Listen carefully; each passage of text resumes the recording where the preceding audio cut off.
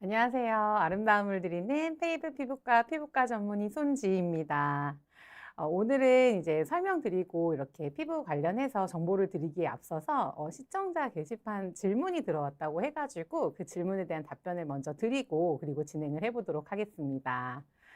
우선 얼굴에 홍조가 좀 자주 올라오고 좁쌀 같은 게 생겼다 없어졌다가 반복하고 있다고 얘기를 주셨고요. 그리고 원래도 피부과를 좀 여러 군데 다녀보신 것 같아요. 그래서 뭐 주사 피부염이라고 진단을 들으신 적도 있고 또 지루성 피부염일 수도 있지 않을까라고 이제 좀 자체적으로도 많이 알아보신 것 같아요. 그리고 뭐 로젝스, 뭐 엘리델, 수란트라 같은 이제 크림들이 원래 민감성 피부나 주사 피부염 그리고 지루 피부염 분들께 많이 처방하는 연고기는 하거든요. 그런 것도 이제 발라보셨고 또 레이저도 몇 번 받아봤는데 효과가 없었어요. 이게 주사 피부염인지 지루성 피부염인지 아니면 다른 문제인지 알고 싶습니다. 그리고 제조 홍조에 맞는 레이저가 어떤 종류가 효과적인지, 바르는 거 먹는 거 어떤 걸 우선적으로 해야 하는지, 피부 장벽 관리나 생활 습관에서 주의할 점도 알려주시면 좋겠습니다. 라고 문의를 주셨습니다. 근데 사실 이제 얼굴에 이제 홍조가 있고 또 약간 우리가 혈관 확장이라고 하는 그런 실핏줄 같은 게 좀 많으신 분들이 계신데 그런 피부 타입이신 분들이 보통 이제 뭐 어릴 때 뭐 아토피나 뭐 여드름 같은 게 있었던 분들도 계시고 없다 하더라도 성인이 돼서 오히려 좀 민감성 피부로 주사 피부염이나 지루 피부염이 이제 발생이 하는 경우들이 있는데요. 사실 엄밀히 얘기하면은 주사 피부염하고 지루성 피부염이 어느 정도 좀 겹쳐지는 그런 그 질환의 범위인 것 같아요. 그래서 어디까지 딱 뭐 지루 피부염, 여기서부터는 딱 주사 피부염, 뭐 이런 거는 사실 정확하게 막 진단을 하는 그 기준에 따라 좀 차이가 있을 수 있을 것 같기는 한데, 이제 보통 이제 주사 피부염이라고 하면 특징적으로 조금 얼굴이 이렇게 달아오르는 느낌, 좀 화끈거리거나 우리 흔히 얘기하는 갱년기 증상 같은 그런 증상이 있기 때문에 그런 좀 신경적으로 약간 또 따갑거나 뭔가 이렇게 화끈거리는 느낌이 있다면 보통 주사 피부염이라고 말씀을 많이 드리는데요. 결국 두 질환 자체가 약간 우리가 흔히 얘기하는 만성 그런 피부염이라고 보시면 돼요. 만성 염증성 피부염이라고 보시면 되는데 우리가 사실 뭐 내과적 질환에서 뭐 혈압이나 당뇨 같은 경우에도 우리가 만성 질환이기 때문에 뭔가 이거를 뭐 완치의 개념이라기보다는 당 수치도 좋게 조절을 하고 뭐 혈압도 이렇게 조절을 해서 좋은 상태를 유지하는 게 목표인 것처럼 약간 주사 피부염하고 지루성 피부염도 마찬가지로 뭔가 완치를 목표로 한다기보다 좋은 상태를 잘 유지하고 이게 심해지는 그런 악화되는 거를 막아주는 게 되게 중요하다고 생각을 하거든요. 그래서 우선적으로 제일 중요한 거는 이제 말씀 주신 대로 피부 장벽 관리나 생활 습관이 되게 중요합니다. 일단은 홍조가 기본적으로 있으신 분들께는 일단 피부 장벽 중에서 뭐 당연히 클렌징 그리고 보습, 선크림 당연히 중요할 텐데요. 특히 클렌징을 할 때 너무 무리해서 마찰을 많이 주거나 너무 클렌징을 과도하게 뭐 2차 세안, 3차 세안 막 이렇게 여러 차례 하는 거는 권장하지 않고 있고 이따 이제 후에 말씀드리겠지만 클렌징을 할 때는 사실 좀 1분 이내로 짧게 해주시는 게 좋아요. 보통 이렇게 피부 고민이 많으신 분들일수록 사실 클렌징도 좀 너무 과하게 하시거나 막 뭐 솜털 하나하나 다 내가 닦을 거야. 약간 모공 하나하나 내가 다 뭐 노폐물이 없어야 돼. 막 이렇게 약간은 조금 생각하시는 분들이 많은데 너무 그렇게 집착하실 필요는 없고요. 그리고 또 두 번째 보습제를 바를 때에도 사실 가짓수를 오히려 줄여주시는 게 좀 좋거든요. 홍조가 있으실수록 예를 들어 뭐 약간 우리가 소위 물성이라고 얘기하는 뭐 스킨, 토너, 뭐 미스트 이런 종류들은 사실 굳이 안 쓰고 스킵을 하고 바로 로션이나 크림 종류 중에서 하나를 선택해서 하시거나 너무 건조한 날에는 뭐 로션을 하고 크림을 바른다든지 이런 식으로 레이어링을 해줄 수는 있는데 가짓수를 너무 많이 사용하는 거는 권장하지 않고 있기는 합니다. 그래서 약간 홍조가 있고 좀 민감성 피부이신 분들은 일단 기본적으로 화장품 가짓수도 줄이고 또 이제 좀 기능성 제품은 권장을 별로 안 해요. 그래서 예를 들면 비타민 C, 비타민 A 같은 그런 기능성 성분이 많이 들어가 있는 거는 잠시 뒤로 미뤄두고 피부 장벽과 관련해서 이제 기본적인 그런 보습과 관련된 성분들 있잖아요. 많이 뭐 들어보셨을 수도 있는데 뭐 덱스판테놀 성분이라든지 아니면은 뭐 히알루론산 성분이라든지 뭐 그런 종류들 그리고 뭐 지질 성분들 이렇게 피부 장벽하고 관련이 된 그런 성분들 위주로 해가지고 이제 보습을 해주시는 게 좋고 뭐 선크림도 사실 민감성 피부이신 분들은 뭐 유기자차, 무기자차 이런 얘기 들어보셨겠지만 기본적으로 유기자차는 좀 자극이 되거나 할 수 있기 때문에 무기자외선 차단제 종류 뭐 예를 들어서 뭐 징크 성분이나 티타늄 성분들이 들어가 있는 것들 그런 거를 좀 써주실 필요가 있으실 것 같기는 한데요. 그래서 이런 피부 장벽 관리가 이제 그런 게 좀 중요할 것 같고 또 생활 습관에서는 이게 약간 달아오르는 느낌 그리고 혈관이 확장되는데 안 좋은 생활 습관들이 몇 개 있죠. 이제 뭐 술을 많이 이제 드신다거나 그리고 사우나 특히 좋아하신다거나 그런 경우가 있어서 사실 그 목욕을 할 때도 좀 짧게 한 15분에서 20분 이내로 해주실 것을 권장하고 운동 같은 거를 할 때도 사실 피부 온도가 너무 올라가는 그런 과도한 운동들 있잖아요. 예전에 한때 좀 유행했던 것 같은 그런 한요가라든지 이런 것들 일부러 막 환경을 온도를 너무 높여가지고 운동을 하면 사실 뭐 칼로리 소모엔 좀 도움이 될 것 같기도 하지만 사실 피부 자체에는 엄청 그런 험난한 피부 환경을 주는 거나 마찬가지이기 때문에 그런 좀 갑자기 급격하게 피부 온도를 높이거나 하는 그런 습관들은 좀 조심해 주시면 좋을 것 같고 또 많이 하는 잘못된 습관 중에 하나는 많이 피부를 건드리거나 문지르는 겁니다. 특히 이제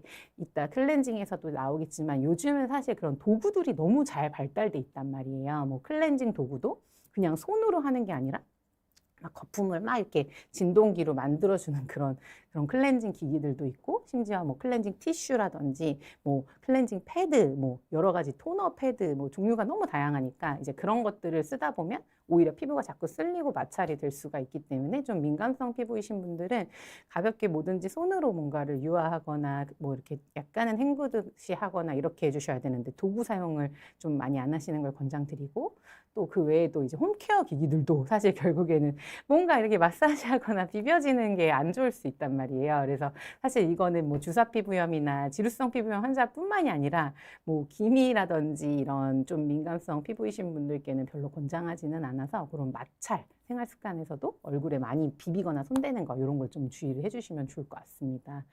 그리고 사실 실제로 로젝스, 뭐 엘리델, 수란트라 같은 연고들이 뭐 주사 피부염이나 지루 피부염 환자분들께 많이 처방을 드리는 연고기는 한데 일단 중요한 거는 환자분의 그런 홍조 상태나 피부염 상태가 어떤 상태인지를 보는 게 중요할 것 같기는 해요.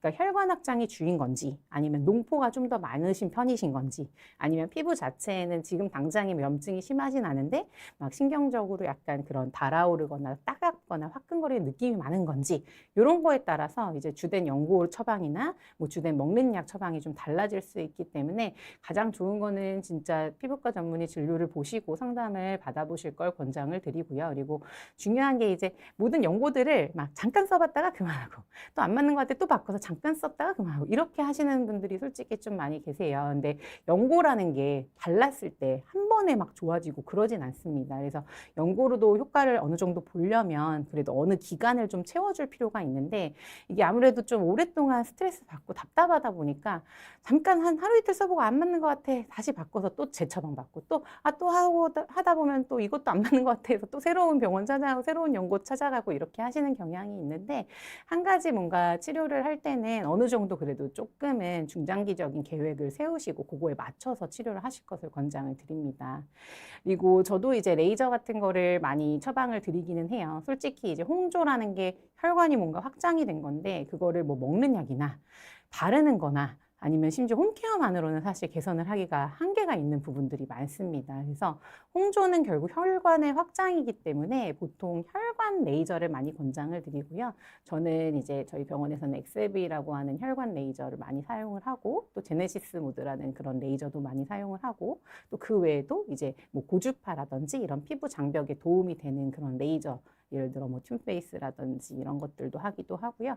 그 외에 이제 관리로 편안하게 받아볼 수 있는 뭐 파셀라 고주파나 요즘에 뭐 물방울 초음파로 알려져 있는 그런 LDM 관리라든지 이런 좀 자극이 덜 되는 그런 장비들을 이용한 관리나 시술들도 추천을 드립니다. 근데 앞서 말씀드린 연고 치료와 마찬가지로 레이저도 한 번의 치료만으로 이게 막 확 좋아지거나 완치가 되는 건 아니에요. 사실 생각해 보시면 홍조라는 게 혈관 확장인데 우리 심장 뛰는 한 혈관은 다 계속 펌핑되고 계속 확장되고 할 수 있는 여지가 있는데 치료로 한 번에 뭐 좋아진다거나 뭐 치료를 하고 나서도 이게 계속 잘 유지가 되기 위해서는 사실 유지 치료가 굉장히 중요하기 때문에 지금 질문 주신 그 문장에서 굉장히 그 간절함이 느껴져서 저도 되게 조언을 잘 드리고 싶은데, 우선 제일 중요한 거는 질환 자체가 약간 만성 그런 염증성 피부염인 만큼 오래됐을수록 뭔가 장기적인 치료와 그런 좀 조심스럽지만은 그런 생활 습관 개선이나 이런 습관 개선이 굉장히 중요할 것 같아서 한번 전문가 상의를 한번 해보실 것을 추천을 드립니다. 도움이 되셨나요? 도움이 되셨으면 좋겠습니다. 언제든지 또 궁금한 거 있으시면은 댓글 남겨주시면 좋을 것 같습니다. 네. 그래서 이제 오늘의 주제인 그 진짜 클렌징의 정석에 대해서 한번 이야기를 나눠보도록 하겠습니다. 그래서 앞서 질문 주신 그 시청자분도 약간 민감성 피부고 피부염이 많아서 고민이 많을 때 아무래도 제일 고민되는 것 중에 우리가 또 쉽게 바꿔보거나 할 수 있는 것 중에 결국에는 집에서 쓰는 화장품, 그 중에서도 뭐 클렌저, 보습제, 선크림 요 세 가지를 고민을 많이 하게 되잖아요. 그래서 오늘은 좀 클렌징 위주로 한번 설명을 드려보고자 합니다. 어떻게 관리하면 좋을지. 그래서 이제 사실 세안 중요하다는 거는 모두 다 아실 거예요. 사실 저도 뭔가 일정을 하고 이제 화장을 좀 이렇게 약간 빡세게 하고 너무 귀찮아서 예를 들어 잠깐 그냥 뭐 안 씻고 잤다 하면은 다음날 무조건 뾰루지 올라오거든요. 그래서 사실 하루 동안 쌓인 피지 그리고 먼지, 뭐 미세먼지, 메이크업 잔여물 이런 거 제거하는 거 굉장히 중요하죠. 그리고 모든 화장품 보습을 하기 전에 일단 클렌징이 잘 돼야 그 위에 뭘 바르든 할 때 아무래도 더 도움이 되기 때문에 가장 시작이라고 볼 수가 있는데, 이제 잘못된 세안 방법으로 사실은 피부과에서 저희가 교정을 해드리는 경우가 생각보다 많습니다. 이게 아무래도 피부 고민이 많을수록 진짜 내가 약간 잘 안 씻어서 그런가? 아니면 좀 화장품이 너무 모공에 막 많이 껴있고 남아있어서 그런가? 이런 고민을 많이 하셔가지고 오히려 사실 과도하게 세안을 해서 그것 때문에 피부 문제가 생기고 악순환이 돼서 오시는 분들도 생각보다 많으시기 때문에 좀 잘못된 내가 세안 습관이 있는지 한번 고민을 해보시면 좋을 것 같고요. 그래서 예를 들면 뭐 너무 뜨거운 물로 세안을 하는 경우, 그리고 사실은 이제 마무리할 때 모공이 이렇게 조여지길 바라는 마음에 너무 차가운 물로 또 하시는 분들도 계신데요. 사실 이렇게 너무 뜨겁거나 너무 차가운 물은 권장을 하진 않습니다. 사실 그 뭐 요즘 올리브영이나 뭐 여러 화장품 그런 파는 데에서 이제 화장품 뒤에 뭐 사용법이라든지 이런 거 나오잖아요. 뭐 how to use 해가지고 그러면 대부분 미온수로 뭔가를 하라고 얘기를 많이 써 있어요. 그래서 결국에는 피부에는 뭔가 이게 씻긴 건가 안 씻긴 건가 그런 애매한 느낌이 들 때가 사실은 자극이 없고 좋은 거기는 하거든요. 그래서 이따 나오겠지만 클렌징 뭔가 뭐 폼이든 젤이든 밀크든 뭔가를 클렌징을 그런 제품을 썼을 때도 이게 잘 닦인 건가 싶은 약간 미끄덩한 느낌이 드나? 이런 게 사실은 피부 장벽에는 도움이 될 수 있기 때문에 이제 온도를 선택하실 때도 좀 미온수, 약간 미지근한 거를 좀 해주시면 좋으실 것 같고, 그리고 이제 2중을 넘어서 진짜 3중 세안, 막 4중 세안, 세안을 너무 자주 하시거나 너무 긴 시간 하시는 분들이 계세요. 만약에 이제 내가 진짜 피부에 원래 기존에 염증도 있고 진짜 혈관 확장도 있는 사람이고 피부가 좀 많이 민감한데 그런 식으로 너무 과도하게 세안을 여러 번 하게 되면 오히려 내가 피부를 좋아지게 하고 싶어서 하는 행동들이 피부 장벽을 무너뜨릴 수 있기 때문에 좀 과도한 세안도 권장을 하지 않고 있고요.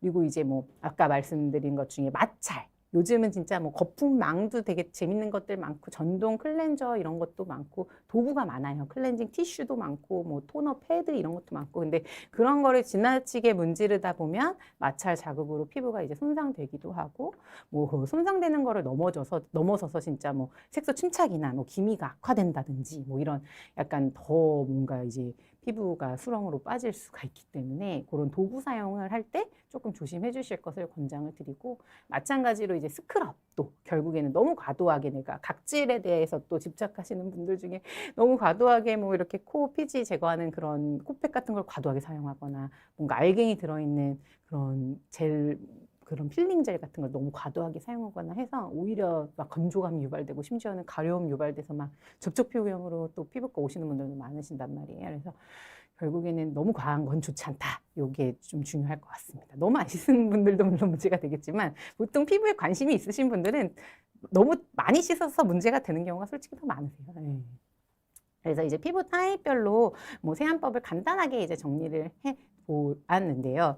이제 뭐 겹치는 부분도 솔직히 있습니다. 그래서 뭐 건조하신 분들은 대부분 이제 뭐 미온수로 하고 뭐 저자극 뭐 젤이나 밀크 클렌저로 일단 하는 걸 추천을 드리고, 지성 피부이신 분들은 이제 폼이나 저는 이제 효소 엔자임 파우더라고 하는 효소 클렌저 주로 좀 추천을 드려요. 그게 이제 좀 피지를 보송보송하게 해주는데 되게 좋기 때문에 뭐 블랙헤드가 신경 쓰인다거나 하시는 분들 굉장히 추천을 드리고 있고, 또 이제 민감성 피부이신 분은 당연히 시간을 최소화, 아까 제가 말씀드린 대로 사실 1분 이내로 하고 헹구고 해주시는 게 좀 도움이 될 것 같고, 그리고 이제 장벽 회복 좀 도와주기 위해서 가능하면 그냥 진짜 이렇게 물로 튀기듯이 약간은 헹굼을 해주시는 걸 추천을 드리고, 또 여드름성 피부 같은 경우에도 너무 이제 내가 기름에 대한 그런 집착 때문이신 건지 모르겠지만 과도하게 세안을 해서 보습이 오히려 안 되면 오히려 피지가 더 올라오거나 더 여드름이 심해지는 경우가 있어요.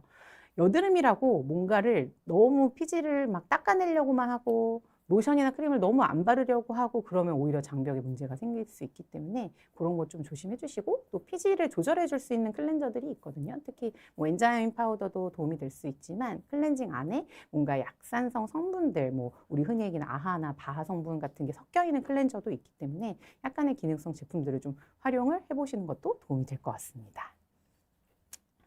그래서 이제 1차 세안제 선택. 우리가 이제 여자들은 저도 오늘 제 나름 라이브 방송한다고 예쁘게 좀 화장을 해봤는데, 메이크업이나 선크림을 했을 때는 그냥 폼 클렌징만 해서는 다 안 지워지는 경우들도 실제로 많고 좀 찝찝하잖아요. 그럴 때 이제 우리가 뭐 클렌징 워터, 밤, 오일 이런 거를 주로 이제 사용을 하게 될 텐데, 물론 잔여물을 이렇게 지워내는 데는 되게 도움이 될 수 있지만 피부에 좀 자극이 되는 경우들이 있습니다. 특히 이제 클렌징 워터나 이런 애들은 뭔가 도구, 그러니까 화장솜 이런 거를 쓰게 되는 그런 제형들이고, 밤이나 오일 같은 경우에는 뭔가 화장품을 잘 녹여내는데 도움은 될 수 있지만 우리가 유화라고 하거든요. 물로 이거를 잘 이렇게 유화시키지 않고 그런 헹구는 과정이 잘 이루어지지 않으면 오히려 모공에 그런 클렌징 밤이나 오일 성분이 끼는 경우가 생겨서 모공이 더 두드러지거나, 뭔가 내가 노폐물을 빼려 했는데 오히려 오일이나 밤 잔여물이 거기에 끼는 그런 약간 악순환 같은 거가 생길 수 있기 때문에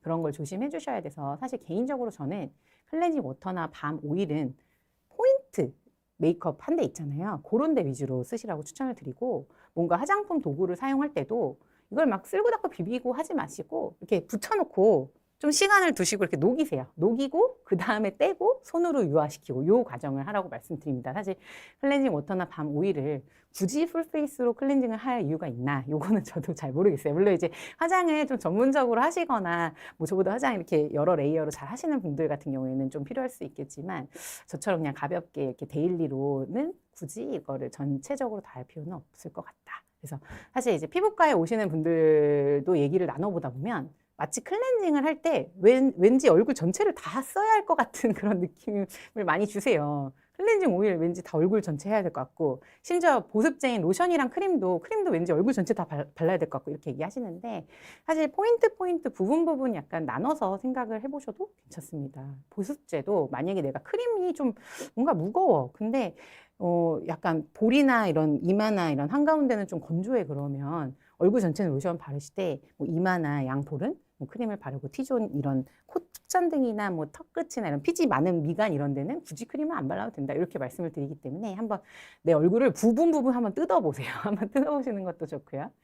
그리고 이제 가장 사실 선호하고 추천드리는 1차 세안제는 클렌징 밀크랑 젤입니다. 사실 피부과에서도 클렌징 밀크나 젤을 주로 관리실에서 사용을 하고 있습니다. 이제 피부과에서는 사실 제일 중요한 게 모든 환자분들이 우리 피부과에 와서 관리를 받고 문제가 안 생기는 게 제일 중요해요. 효과도 중요하지만, 그래서 뭔가 자극이 덜 되고, 우리 피부과에 오시는 분들은 보통 본인 피부 관리도 잘 하시지만 약간 민감하거나 다른 질환이 있을 수도 있고 해서 피부과에 오시는 분들이기 때문에 보통 클렌징 젤이나 밀크를 사용하고 있고요. 또 여드름이신 분들은 엔자임 파우더도 또 많이 해드리고 있습니다. 그래서 피부가 이제 좀 붉거나 진짜 예민하거나 내가 아토피가 있거나 지루피부염이나 주사피부염이 있다 그러면 반드시 좀 순한 제형을 선택해 주시고 도구는 좀 피하시는 것으로 추천을 드립니다. 그리고 이제 2차 세안과 세정 후의 관리. 그래서 2차 세안은 이제 너무 많이 들으셨을 거예요. 약산성 폼 클렌저 보통 많이 추천을 드리고요. 중요한 거는 이제 폼 클렌저라고 해서 여기에 문지르면서 거품을 여기서 내는 게 아닙니다. 손에다가 덜어서 물로 여기서 거품을 만드시고요. 그 거품으로 살살살살 이런 식으로 얼굴에 마찰이 되지 않게 클렌징을 해주시는 게 중요합니다.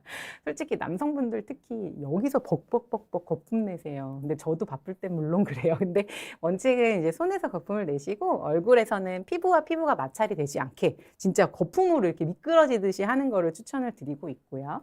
타월 쓰는 것도 마찬가지예요. 그래서 닦지 말고 이렇게 약간 꾹꾹 눌러가지고 이거 기껏 우리 마찰하지 말라 그랬는데 잘 씻었다 하고 수건으로 막 벅벅벅벅 이거는 안 좋으니까. 근데 물론 저도 바쁠 때는 그러지만 그래서 이렇게 꾹꾹 누르듯이 해주시면 좋을 것 같고 또 세안 후에 사실 1분에서 3분 내로 꼭 보습제를 발라주시는 게 좋습니다. 이게 세안 직후에 진짜 막 땡기는 느낌이 있잖아요. 근데 그거를 너무 오래 방치하거나 하면은 우리 흔히 진짜 잔주름 이제 자글자글해지고 막 속당김 이런 거 고민이 점점 많아지실 수 있기 때문에 보습 당연히 중요하고요. 그리고 세안 후에 아까 말씀드린 대로 뭔가 내가 세안하고 막 몇 초 안 됐어. 막 10초 안 됐어. 바로 막 뭔가 당김이 심하거나 되게 따갑거나 뭔가 그러면 세정제를 좀 바꿔보는 것도 고민을 해보시면 좋을 것 같습니다.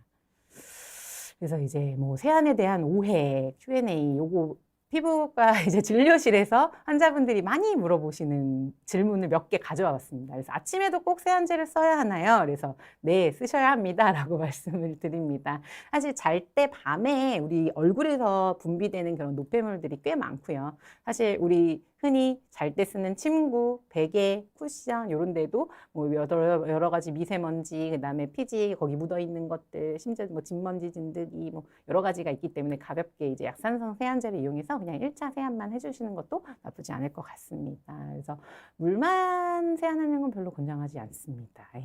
그리고 이것도 많이 물어보시죠. 세안 후에 뽀드득해야 깨끗한 것 같아요. 뭔가 미끄덩하면 안 닦인 것 같아요 라고 말씀을 주시는데 뽀드득 너무 하면 이미 약간 그거 피지 보호막이 너무 많이 손상되어 있을 수 있기 때문에 약간 미끄덩한 게 좋다 이렇게 알고 계시면 될 것 같고 또 각질 제거제는 매일 써도 되나요? 라고 말씀도 많이 주시는데 사실 모든 화장품을 처음 내가 안 쓰던 걸 쓴다 하면 뭔가 이제 빈도나 횟수를 좀 줄인 상태에서 점차 조금씩 늘려나가시는 걸 추천드려요. 근데 보통 이제 뭔가 좋은 화장품 생겼어 새로 샀어 하면은 막 빨리 효과를 보고 싶어서 막 너무 이렇게 많이 쓰게 되잖아요. 그러지 마시고 뭔가 새로운 걸 도입할 때는 차근히 일주일에 한 번이나 뭐 이런 식으로 2번이나 이렇게 횟수를 점점 늘려주시고 사실 각질 제거는 피부과에서 이제 필링이나 스케일링으로도 관리로도 받으실 수 있는데 보통 주 1회 정도를 권장을 드리고 있습니다. 아무래도 집에서 하는 거는 우리가 그냥 시중에서 판매하는 그런 필링 젤이잖아요. 그래서 피부과에서 하는 것보다는 우리 뭐 농도나 강도가 좀 약할 수는 있어요. 그래서 동일한 효과를 보게 되려면 뭔가 횟수를 늘려야 될 것 같지만 너무 횟수를 많이 늘리게 되면 오히려 장벽 손상이 되니까 주 1회나 2회 정도로 해주시면 좋을 것 같습니다. 그래서 클렌징 오일은 꼭 필요한가요? 도 많이 물어보시죠. 아까 말씀드렸듯이 이제 뭔가 메이크업을 했을 때 당연히 포인트를 지울 때는 좀 필요할 수 있어요. 근데 뭐 이렇게 넓은 부분들에 굳이 내가 화장을 하지 않았을 때 예를 들어 내가 기름이 많은 지성 피부라고 해서 무조건 마치 그렇게 생각하시는 것 같아요. 뭔가 기름은 기름에 잘 녹는다고 생각하니까 내 피부가 지성이면 왠지 클렌징 오일을 써야 할 것 같다고 얘기하시지만 실제로는 클렌징 오일을 권장드리는 분들은 보통 건성 피부입니다. 의외로. 그래서 내가 만약에 좀 자극이 될 것 같고 하면 굳이 클렌징 오일을 넓은 면적에 쓰지 말고 포인트 메이크업 지울 때만 쓰시고 나머지 부위 좀 민감하지 않은 걸 찾는다 하면 밀크, 젤, 엔자임 파우더 이런 계열 추천드립니다. 그래서 이제 홈케어의 핵심 루틴이라고 나름 이제 좀 이름을 대대적으로 해놨지만 이제 아무래도 민감성 피부 기준으로 설명을 드렸어요. 그래서 약산성 클렌저, 그리고 세라마이드나 판테놀 보습제, 그리고 무기자체 자외선 차단제 이렇게 크게 3가지 클렌징, 보습제, 선크림 이렇게 해주시는 게 가장 좋을 것 같아요. 그래서 뭔가 최소한의 세안을 평소에는 해주시고 진짜 뭐 진한 화장을 했을 때만 조금 제형들을 바꿔서 한번 이렇게 적용을 해보시면 좋을 것 같고 보습도 내가 좀 민감하다 하면 세안을 하자마자 너무 바로 기능성 화장품을 쓰게 되면 물론 흡수되고 효능이 좋아질 수도 있지만 자극이 있을 때는 오히려 트러블이 생길 수도 있기 때문에 조심해 주시고 또 자외선 차단제도 뭔가 무기자차 위주로 좀 선택을 해주시고 하시면 좋을 것 같아요. 그리고 화장품 선택할 때 요즘에는 진짜 그런 올리브영이나 뭐 이렇게 뭐 세포라 이런 데 가면은 뭐 무향료, 무알콜 이런 거 잘 써 있거든요. 그리고 뒷면에 보면은 이제는 화장품에 다 전성분을 써 있게 되어 있기 때문에 너무 성분이 많은 것보다는 좀 심플한 게 오히려 더 도움이 될 수 있으니까 그런 것도 참고해 주시면 좋을 것 같습니다.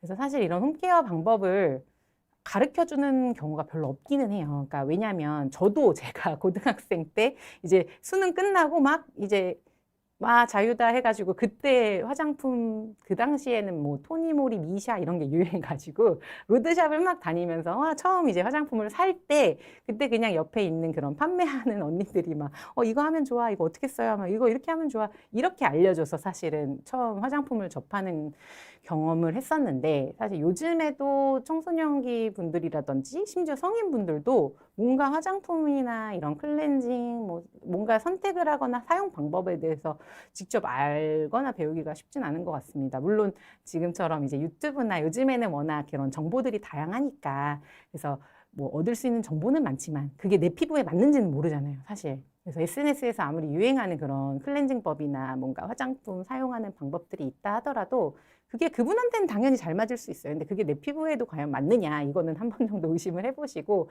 본인 피부에 대한 뭔가 파악이나 이런 좀 진단이나 이런 상담을 한 번 정도는 피부과 전문의와 상의를 해서 진행을 해보실 것을 추천을 드립니다.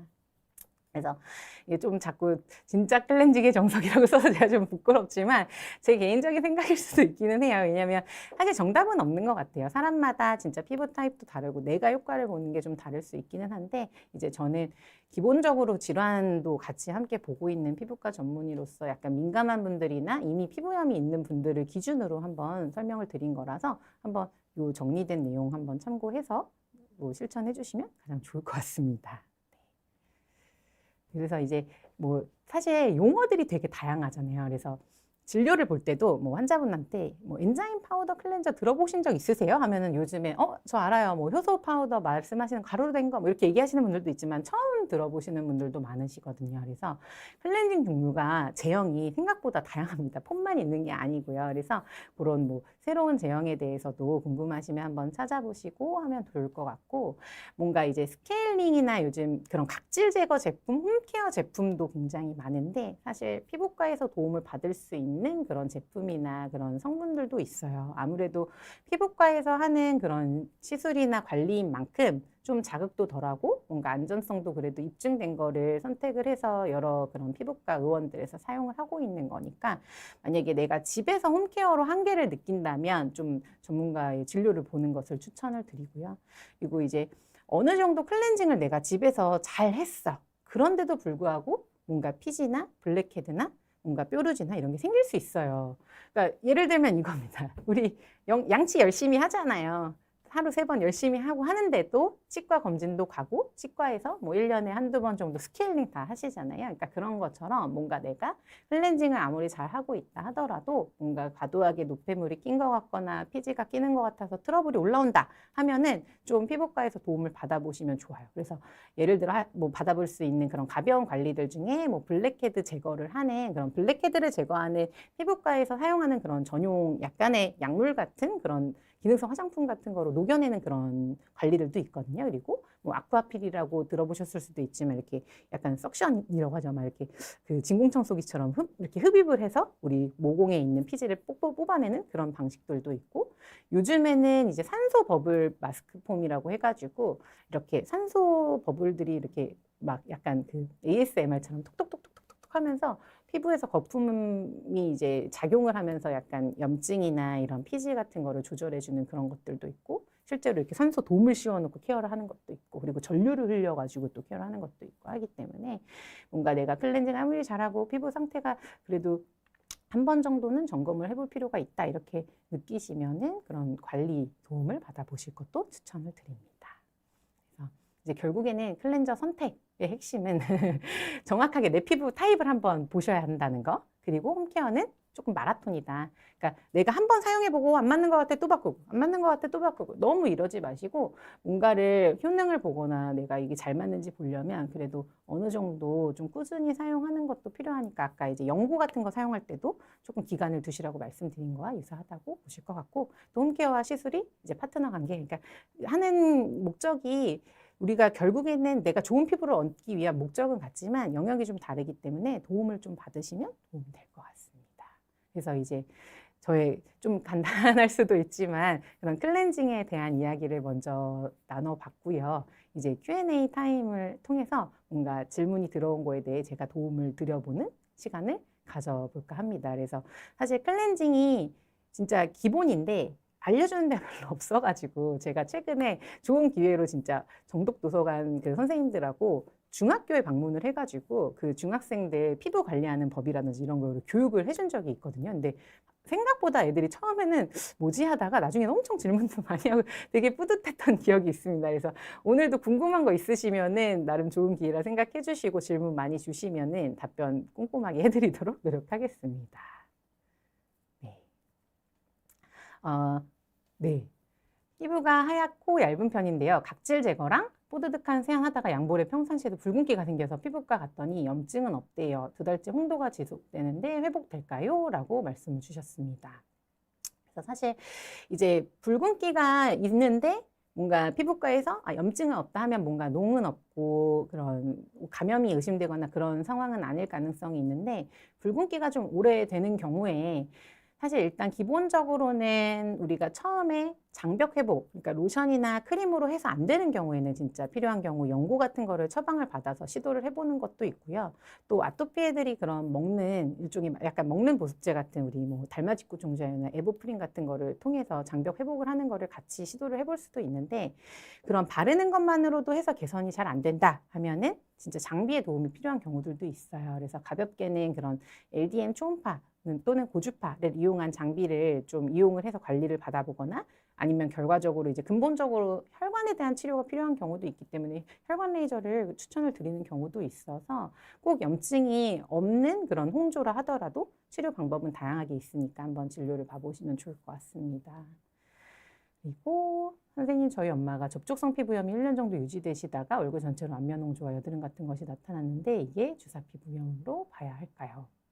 그렇죠. 사실 이게 우리가 피부과 실제 학회 중에서 그 여드름, 그다음 지루 피부염, 주사 피부염 요런 질환, 만성염증성 질환을 묶어가지고 보통 하나의 카테고리로 보는 경우가 많습니다. 이게 딱 어디까지 여드름, 어디까지 접촉 피부염, 어디까지 주사 피부염 이런 거는 아닌데 서로 연관이 다 되어 있기는 해요. 그래서 결국에는 이제 주사 피부염인지 아닌지는 진짜 그런 약간 증상 중에서 뭐 화끈거림이라고 하는 그런 약간 버닝 센스, 진짜 좀 갱년기 증상이라고 얘기하잖아요. 달아오르는 느낌 이런 게 있는지 유무도 좀 봐야 될 것 같고요. 실제로 뭐 검사를 통해서 하는 경우도 있어요. 얼굴에 모낭충 같은 게 있는지 없는지 검사로 이제 모낭충이 좀 과다하게 있는 경우에 필요한 경우에 약 처방도 하고 주사 피부염이라고 진단을 하는 경우도 있으니까 조금 그런 검사를 해본 적이 없다 하시면 검사도 한번 받아보실 것을 추천을 드립니다. 네, 그리고 지성 피부, 여드름 피지가 주사 피부염에 영향을 있는 걸로 아는데 현재 휴트스란트라를 바르고 있습니다. 피지를 줄이는 이소트레티노인과 살리실산 2% 연고로 피지를 조절하면 될까요? 네. 이미 피부과를 많이 다녀보셔가지고 성분도 잘 아시고 약도 잘 아시는 것 같기는 한데요. 이제 수란트라 같은 경우에 바르는 거 잘 하고 계시면 사실 진짜 잘 때 얇게 이렇게 넓게 잘 펴발라 주시면서 결국에는 우리 피부에 있는 그런 모낭충들의 활성을 좀 줄이는 고 아예 죽이는 역할까지 해주는데 그럼에도 불구하고 이제 피지가 많다 하는 경우에는 결국 피지에 작용을 할 수 있는 성분들을 좀 이제 먹거나 바르거나 하게 되죠. 근데 피지를 줄이는 이제 이소트리토노인 같은 경우에는 뭐 잘 아시겠지만 결국에는 이게 여성 같은 경우에는 뭐 여성도 그렇고 남성분들도 그렇지만은 피임 무조건 하셔야 되시고 또 우리 피 검사를 통해서 뭐 고지혈증이라든지 뭐 간 수치라든지 이런 거를 체크를 좀 정기적으로 하는 거를 권장하고 있는 약이고 실제로 병원에서도 처방을 받을 때 최대 한 달치밖에 처방이 안 되는 약이에요. 그리고 복용을 좀 오래 하거나 과다하게 했을 때 오히려 너무 건조해지거나 또 입도 막 부르트고 그런 건조한 것 때문에 각질이 심해지고 할 수도 있기 때문에 잘 조절해 가면서 이제 처방을 받아서 유지하실 것을 권장을 드리고 그 살리실산 2% 연고도 마찬가지입니다. 피지를 줄이고 하는데 도움을 받을 수 있지만 좀 내가 많이 건조하거나 많이 민감하신 분들은 좀 자극이 될 수 있기 때문에 꼭 이 연고와 이 먹는 약이 정답이라고 보지 못할 수도 있습니다. 그래서 뭐 예를 들면 주사 피부염에서 뭐 피지가 심하고 같이 여드름성 그런 증상들이 동반이 되어 있을 때 당연히 이소티논을 이소트레티노인 성분을 처방을 하기도 하지만 그 외에 이제 항생제 계열인 뭐 미노사이클린은 독시사이클린 계열을 같이 활용을 하기도 하고 하는 등 이제 사용해 볼 수 있는 먹는 약도 다양하고요. 그리고 연고도 꼭 피지를 조절할 때 이제 살리실산 성분만이 아니라 그 외에 뭐 레티노이드 성분일 수도 있고 다른 성분일 수도 있기 때문에 제일 중요한 거는 내 피부 지금 현재 상태가 어떻느냐를 정확하게 진료를 보시는 게 중요할 것 같습니다.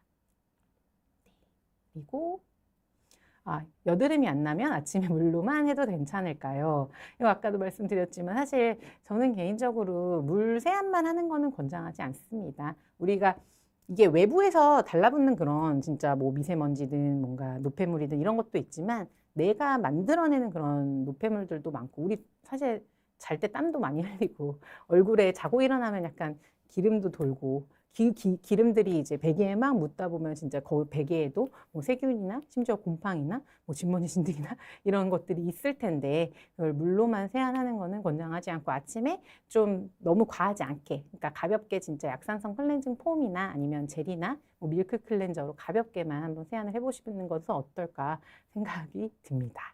네. 그리고 네. MD 로션만 바르고 다른 크림이나 세럼은 안 바르는데 이렇게 해도 될까요? 오, 네. 사실 피부 상태가 꼭 뭐라고 해야 되나, 아토피라든지 엄청 질환이 있거나 그러지 않은 분들께도 MD 크림 많이 처방 이렇게 추천드리기는 하거든요. 왜냐하면 그게 가장 뭔가 최소한의 성분으로 되어 있고 좀 자극이나 민감하지 않기 때문에 사실 계속 레이어링해서 덧바른다 하더라도 문제도 덜 되고 하기 때문에 사실 그 크림만 발라도 된다고 말씀드려요. 그래서 환자분들이 많이 놀라시거든요. 그러니까 예를 들어 세안을 하고 클렌징을 하고 바로 크림만 발라도 돼요? 진짜? 바로 로션만 발라도 돼요? 이렇게 얘기를 해주시는데요. 사실 이제 막 여러 단계들 있잖아요. 진짜 뭐 스킨, 토너, 뭐 미스트, 뭐 에센스, 앰플, 뭐 로션, 크림 이렇게 쭉 있지만 엄밀히 말하면 사실 유효 성분들은 비슷한데 제형의 차이가 있는 경우들이 많고요. 물론 이제 기능성 성분들의 흡수를 좀 높이기 위해서 뭐 예를 들면 진짜 뭐 미백 기능성, 뭐 주름 개선 기능성 뭐 이런 거는 그런 기능성 성분의 그런 흡수력이나 효능을 높이기 위해서 그런 액체류의 제형이라든지 뭔가 앰플류라든지 뭐 미스트라든지 이런 형태로 나오기는 하지만 근데 우리가 궁극적으로 결국에 장벽을 회복하는데 제일 중요한 거는 보습이란 말이에요. 그래서 보습만을 놓고 봤을 때는 그냥 클렌징하고 바로 로션이나 클렌징하고 바로 크림을 발라도 무방합니다. 그래서 우리가 그런 기능성 효능이 있는 제품들을 당연히 간간히 써주면 좋죠. 우리 노화 방지도 하고 주름 개선도 하고 미백도 하고 좋기는 한데 뭐든지 그 기본은 내 피부 상태가 좀 이렇게 멀쩡할 때, 그러니까 장벽이 괜찮고 튼튼할 때, 요럴 때 그런 기능성을 이렇게 가감을 하는 거지 사실 그게 필수는 아니기 때문에 가장 제일 필수는 그냥 로션이나 크림만 발라도 된다는 게 저희 생각입니다. 네. 그래서 오늘 이렇게 뭐 다양하게 또 질문도 많이 주시고 또 여러 답변을 드렸는데 도움이 됐는지 모르겠습니다. 그래서 제일 중요한 거는 결국에는 그러니까 뭐든지 과유불급이죠. 너무 무리해서 클렌징을 하는 것도 안 좋고 진짜 너무 또 클렌징을 안 하면 다음날 바로 뾰루지도 나고 트러블도 나니까 뭐든지 적절하게 활용을 해주시면 좋을 것 같고 모든 제품을 선택할 때는 그래도 꼼꼼하게 뭔가 성분도 확인하고 제형도 확인하고 내 피부 타입에 맞는지 한번 확인을 해보시고 해주실 것을 추천을 드립니다. 네. 그래서 오늘도 이렇게 긴 시간 동안 잘 들어주셔서 감사드리고 다음번에 또 이런 기회가 있을 것 같은데 그때도 질문이나 궁금하신 사항 있으시면 뭐 미리 답변 주시거나 아니면 중간중간 이렇게 질문 주시면은 제가 잘 준비해가지고 또 좋은 정보로 찾아오도록 하겠습니다. 네, 감사합니다. 지금까지 페이브 피부과 피부과 전문의 손지희 원장이었습니다. 감사합니다. 네, 감사합니다. 오, 좀 더워지는 것 같아요. 네, 아이고, 감사합니다. 아이고, 네.